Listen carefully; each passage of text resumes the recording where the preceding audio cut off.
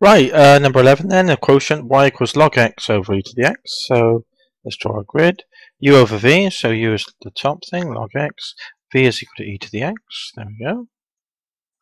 So let's fill it in, du dx. Log differentiates to 1 over x, doesn't it? And v dx, e to the x differentiates to e to the x. There we go. So let's write down the answer then. So dy dx, use the quotient rule. V du dx, so that one times that one,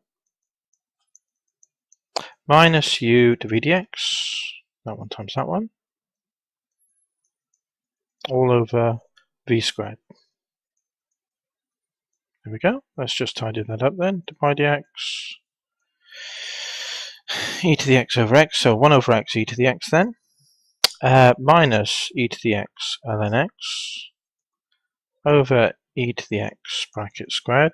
Now there's an e to the x common on top, so why don't we just pull that outside a bracket since there's also an e to the x bracket squared underneath. Over the e to the x squared, so that would be e to the x times e to the x, wouldn't it? Yeah? So one of those will cancel.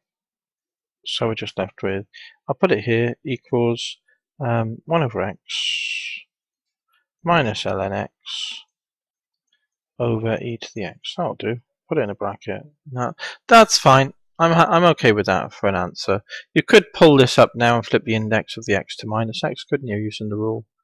Something to the a is equal to 1 over something, and the index gets flipped in sign. When you move it up to ground level from underneath, you flip the index, same vice versa. So if we move that up, that would be e to the minus x times these two things, wouldn't it? This is fine. Okay, let's go on to the next one.